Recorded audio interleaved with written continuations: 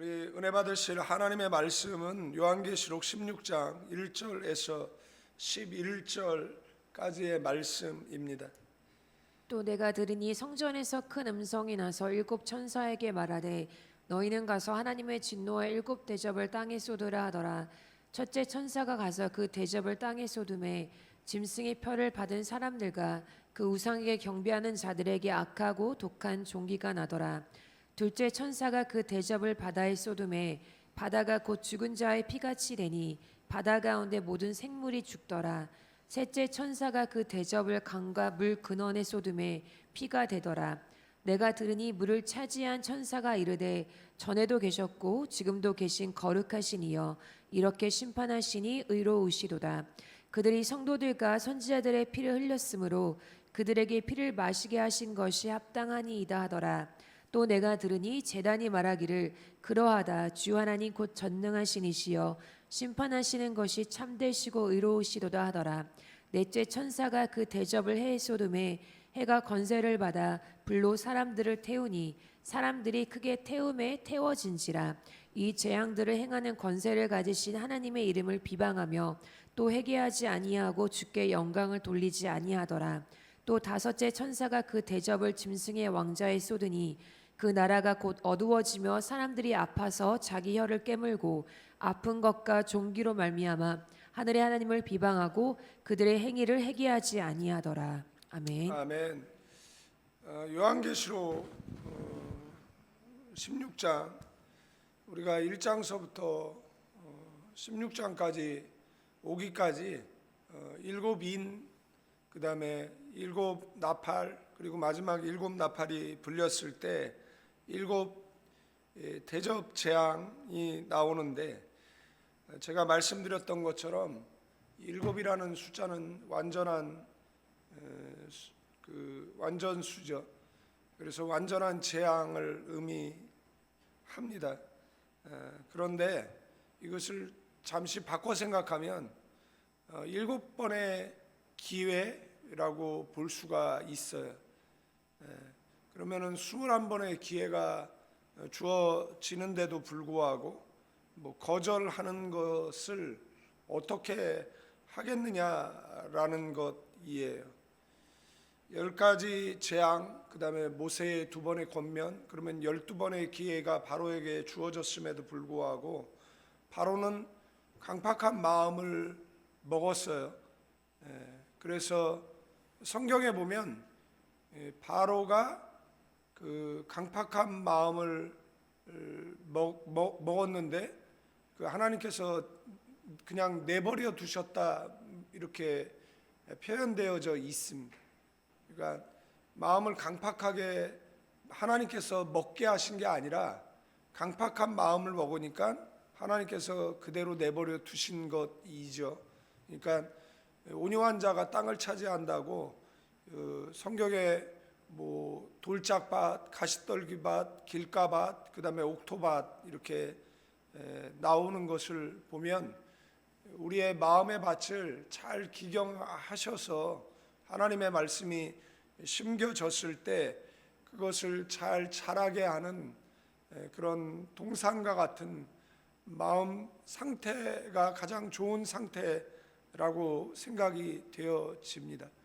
이렇게 나이가 들면 들수록 온유해져야지 나이가 들면 들수록 완악해지는 이런 사람들이 있습니다. 그래서 제가 교회 다니는 사람들이 이렇게 치아 24개로 웃으시라고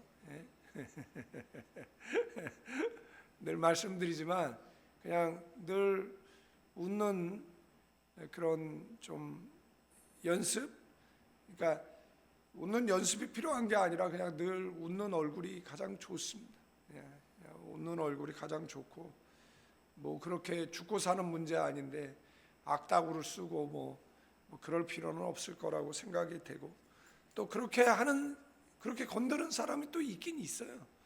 그래서 자꾸 화를 나게 하고 이제 이런 사람들도 있긴 있는데 그럼에도 불구하고 그냥 치아 24개 보이고 만면에 미소를 짓고 살아가는 게 가장 좋은 것 같습니다. 강팍한 마음을 먹으면 하나님께서 그렇게 내버려 뒀다라는 겁니다. 그래서 바로는 12번의 기회를 놓친 사람이죠. 그래서 좀 의역하면 성경에서 그렇게 많은 기회가 주어진 사람이 있었나? 성경에서 그렇게 많은 기회가 주어진 사람이 있습니까? 만약에 기회가 하나님의 사랑으로 보면 제 생각에는 바로가 하나님의 가장 사랑을 받은 사람이 아닌가? 뭐 이런 생각을 해볼 때도 있어요. 하나님은 바로에 대해서 좀 안타까우셨던 것 같아요. 그래서 기회를 계속 주셨잖아요. 유다도 한 3번 정도? 그죠? 뭐라고 이야기합니까? 그릇에 함께 손 넣는 자, 넌 차라리 낫지 않았으면, 이런 3번의 표현들이 나오거든요.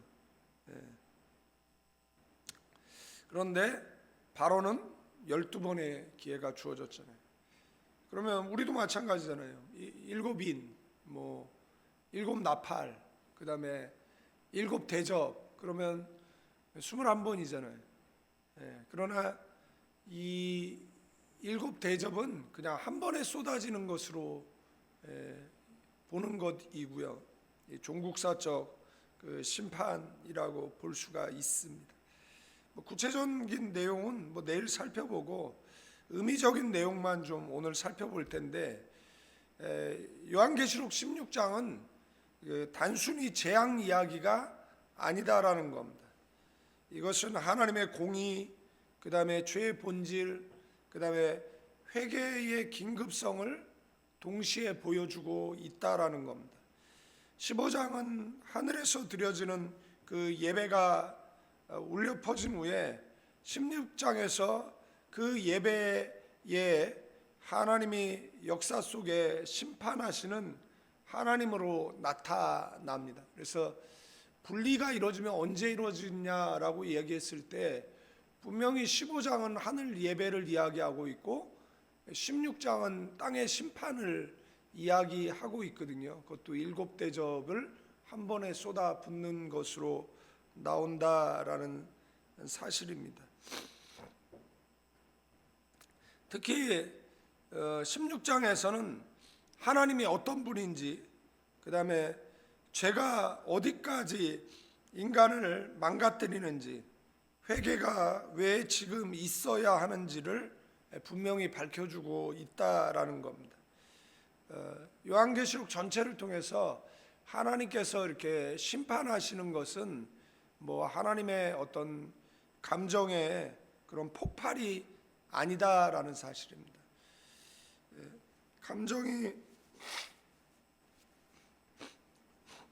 감정이 폭발해서 이제 부모들도 마찬가지잖아요. 이제 화가 나가지고 아이들에게 뺨을 올려붙이는 이런 정신 나간 부모들이 있어요. 그래서 성경은 살과 살이 맞닿는 징계를 하지 말라라고 얘기하거든요. 부모는.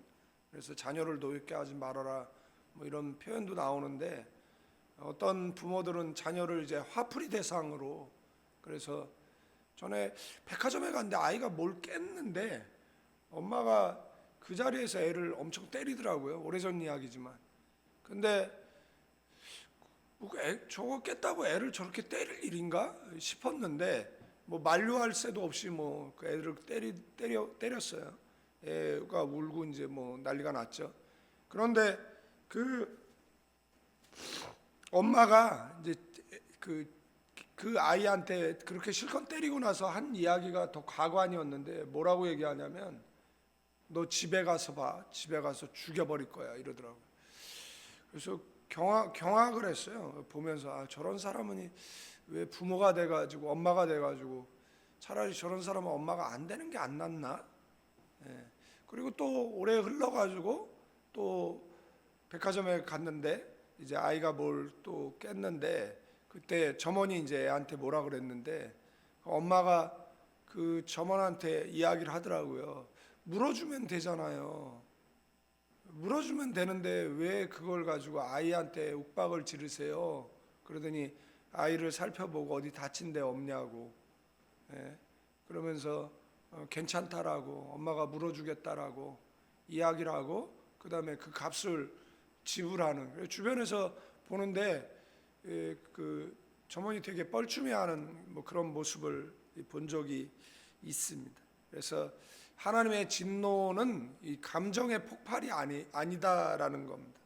하나님의 진노는 참고 참았던, 그럼에도 불구하고 듣지 않는 그 인류에 대한 하나님의 공의의 실현이다라고 볼 수가 있어요. 그래서 1절에서 성전에서 큰 음성이 나서 하나님의 진노의 7대접을 쏟으라고 명령이 떨어지죠. 이 대접은 이 제사 때 피를 담는 그릇을 이야기하는 겁니다. 심판은 우발적인 분노가 아니라는 것이고, 그리고 제사적이고 그 다음에 공식적인 그 행위라는 것이에요. 제물의 피를 받아서 제단에 쏟잖아요. 그것처럼 이것은 제사적 행위고 공의적 행위라는 것이고, 그래서 5장 1절 말씀에 보면 이게 땅에 쏟으라 이렇게 나와 있잖아요. 하더라. 그래서 이 쏟는 행위 속에는 어떤 의미가 담겨져 있느냐라면 그 완성하고 그 다음에 이 심판이 끝까지 이루어진다라는 그런 결산의 의미가 담겨 있다라는 겁니다. 마치 그 출애굽기에 보면 그 10가지 재앙이 나오잖아요. 그리고 10가지 재앙을 마치고 이스라엘 백성은 이제 출애굽하게 되어지죠. 계시록도 세상에 재앙이 나오는 것을 보게 되어집니다. 그래서 이것을 통해서 하나님은 자기 백성을 이제 구별하시고 그 다음에 악은 반드시 심판하신다라는 거예요. 말씀드렸던 것처럼 부모가 자녀를 혼낼 때 그것은 감정의 폭발이 아니라는 거죠. 자녀의 잘못된 모습을 바로잡기 위한 행동이듯이 하나님의 심판도 감정의 폭발이 아니라 그런 거룩한 질서의 회복인 줄로 믿습니다. 죄라는 것은 여기 이제 9절 말씀도 나와 있고 10절 말씀에도 나와 있는데 이 정도 되어지면 사람들이 회개할 텐데, 여기에 보면은 9절에도 그렇고 10절에도 그렇고 회개하지 아니하고 주께 영광 돌리지 아니하였더라. 그죠? 라고 말하고 11절 말씀에도 그들의 행위를 회개하지 아니했다. 그러니까 재앙이 와도 하나님께 돌아오지 않았다라는 것이잖아요. 고난은 변장하고 나타나는 축복이라고 그리스도인들은 알고 있거든요. 그래서 어떤 문제가 생기면 왜 내 인생 속에 이런 문제가 생겼지라고 하나님께로 돌아갑니다. 그래서 하나님을 직면하면 그 속에서 이제 깨달음이 있어서 신앙의 옷깃을 여미게 되어져 있어요. 이게 정상적인 그리스도인의 신앙의 패턴인데, 멸망으로 달려가는 사람들은 이런 정상적인 패턴으로 보이지 않고 지금 9절과 11절에서 이야기하는 것처럼 회개하지 않는다라는 겁니다. 우리의 부모의 세대들은 교회 일찍 가서 예배 전에 뭐 했습니까? 회개했잖아요. 삶의 묻어오는 죄의 때를 씻어내고 신앙의 옷깃을 늘 여몄어요. 그리고 말씀을 그러니까 정시 정청했어요. 바로 앉아서 바로 바라보고 바로 들었어요. 그래서 어떤 역사들이 있었습니까? 하나님께서 그들을 사용하셨어요. 그들의 기도를 들으셨고 그들에게 하나님은 응답하셨다라는 사실입니다. 여기 회개하다라는 것은 생각을 바꾸다라는 겁니다. 삶의 방향을 바꾼다라는 의미가 있어요. 단순한 그런 반성이 아니라 그 존재의 방향을 바꾸는 것을 이야기하는 겁니다. 죄는 고통을 주는 것보다 더 무서운 일을 해요. 그게 뭐죠? 마음을 강팍하게 만듭니다. 그래서 하나님께서 그 강팍한 자의 마음을 강팍하게 먹었는데 그걸 어떻게 부드럽게 합니까? 그래서 그 상태로 내버려 두시는 것이죠. 그래서 마음이 강팍해지면, 완악해지면 그 마음을 좀 부드럽게 하려고 옥토밭을 만들기 위해서 노력하시는 저와 여러분 되기를, 그 방법이 뭐냐라고 얘기했을 때 그건 회개다라고 말씀을 드릴 수가 있습니다. 어떤 사람은 실패하면 겸손해져요. 어떤 사람은 실패하면 더 교만해집니다. 고통이 사람을 바꾸는 것이 아니라 마음 상태가 반응을 결정한다라는 겁니다. 그래서 계시록 16장의 사람들은 재앙 속에서도 하나님을 욕하고, 이것이 죄의 최종 단계입니다. 회개는 언제 해야 되느냐라고 이야기했을 때 회개는 가능할 때 해야 된다라는 것. 회개는 언제 해야 되느냐라고 했을 때 살아있을 때 해야 된다라는 겁니다. 유다와 베드로의 차이는 한 사람은 회개했고 한 사람은 회개하지 않았다라는 것입니다. 저와 여러분들은 살아있다라는 것이 우리에겐 기회이죠. 2025년도를 보내고 2026년도가 우리에게 주어졌다라는 것, 1월을 보내고 2월이 주어졌다라는 것은 우리에게 기회잖아요. 유예의 기간이 주어졌고 이 기간을 잘 선용하면 복된 인생이 되어지는 것이잖아요. 그래서 예수 믿는 사람들은 날마다 회개하잖아요. 예수 믿는 사람은 뭐 1년에 한 번 몰아서 회개하는 사람이 아니잖아요. 여러분들 목욕을 옛날에 어려웠을 때야 그렇지만 뭐 목욕을 1년에 한 번 하는 게 아니잖아요. 매일 씻고 또 씻고 씻잖아요. 그것처럼 회개도 그렇게 또 씻고 또 씻어 내야 되는 행위다라는 사실을 기억하셔야 돼요. 이 본문의 흐름을 보면 재앙으로 인해서 고통을 겪게 되어졌어요. 그러면 정상적인 그리스도인들은 회개로 나아갑니다. 그러나 비정상적인 그리스도인들은 회개하지 않습니다. 여기에 나오는 사람들은 회개하지 않습니다. 그래서 9절에도 회개하지 않는다. 심지어 영광 돌리지 않는다. 11절에도 회개하지 않는다라는 겁니다. 그런데 회개는 인간의 능력이 아닙니다. 내가 회개하지 마음 먹는다라고 회개가 되는 것이 아니에요. 성경 이사야 55장 6절 말씀에 보면 하나님의 은혜라고 이야기하고 있습니다. 만날 만한 때에 누구를 찾으라는 겁니까? 하나님을 찾으라는 겁니다. 그래서 회개도 은혜인 줄로 믿습니다. 근데 이 카이로스라는 이 회개라는 단어가 어떤 의미를 가지고 있느냐라면 하나님의 때, 뭐 기회의 순간이라는 뜻을 가지고 있습니다. 그러니까 회개는 언제나 가능한 게 아니라는 거예요. 은혜가 열릴 때 가능하다라는 겁니다. 목포에 갔다 왔어요. 어떤 청년이 설교를 마치고 이제 기도를 하는데 어떤 청년이 나와서 저를 쳐다보고 있는 거예요. 그래서 왜 쳐다보지? 그래서 그 청년에게 다가갔어요. 그래서 그랬더니 목사님, 그래서 왜? 그랬더니 기도가 안 돼요 그러더라고요. 그래서 그 청년 이제 기도가 나오도록 이제 도와주는 거죠. 같이 옆에서 이렇게 하나님, 이 청년이 기도하고 싶은데 기도가 안 나온답니다. 하나님 기도하게 해주세요. 기도하게 해주세요. 기도할 수 있는 은혜를 베풀어 주세요.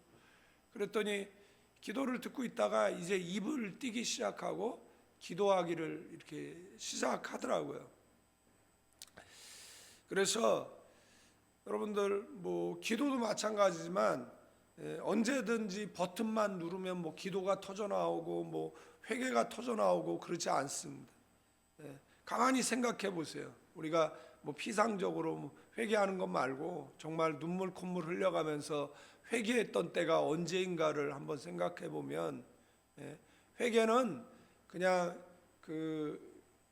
눌러서 터져 나오는 게 아니라 정말 기도의 깊은 단계 속에서 흘러나오는 것이다라는 것을 우리는 너무나 잘 알고 있고, 우리는 그런 깊은 기도를 계속하고 있느냐라고 이야기했을 때, 회개한 지가 너무 오래됐다라면 날짜를 정해서 시간을 정해서 하나님 앞에 좀 진지하게 기도해 보는 것도 필요하다라는 겁니다. 병 초기에는 치료가 쉽잖아요. 그러나 병이 깊어지면 치료가 어렵습니다. 육체도 그렇고 영혼은 더 그렇다라는 겁니다. 죄라는 것은 시간이 지나면 결심이 아니라 결국은 뭐가 되는 거죠? 성향이 돼버리고 마는 겁니다. 그래서 문제가 생겼는데 오히려 교만해지고, 문제가 생겼는데 오히려 강팍해지고, 문제가 생겼는데 오히려 성경에 그 표현이 있잖아요. 이를 갈며 슬피 운다. 여러분들 하나님의 은혜를 계속 거절하다가 결국은 버림받았는데, 버림받은 게 아니죠. 지가 하나님을 버린 것이잖아요. 그런데 뭐 한다고요? 이를 갈면서 슬피 운다라는 것 있잖아요. 회개하지 않는다라는 것이잖아요. 그래서 이 계시록 16장은 우리에게 주는 세 가지 중요한 메시지가 있습니다. 첫째는 하나님의 심판이 반드시 있다. 두 번째는 죄는 인간을 점점 하나님으로부터 멀어지게 만든다라는 것이고, 회개는 내일로 미룰 수 없다라는 겁니다. 회개는 지금 해야 된다라는 것입니다. 재앙보다 무서운 것은 하나님을 거부하는 마음이에요. 고통보다 무서운 것은 회개하지 않는 영혼이고요. 심판보다 복된 것은 하나님께 돌아오는 것인 줄로 믿습니다. 말씀 기억하고 기회를 놓치지 않고 살아가는 저와 여러분들 되어지기를 주님의 이름으로 축원드리겠습니다. 오늘 기도하실 때도 회개의 영을 부어달라고, 하나님 앞에 깨끗이 서고 싶다라고 기도하시는 저와 여러분 되시기를 축원드립니다. 이제는 우리 주 예수 그리스도의 은혜와 우리 아버지 하나님의 극진하신 사랑, 성령님의 감화감동, 교통 충만, 축복하심이 이 새벽에 나와 기도하는 믿음의 사람들 위해, 가정과 자녀와 사업장 위에 이제로부터 영원까지 함께 계실지어다.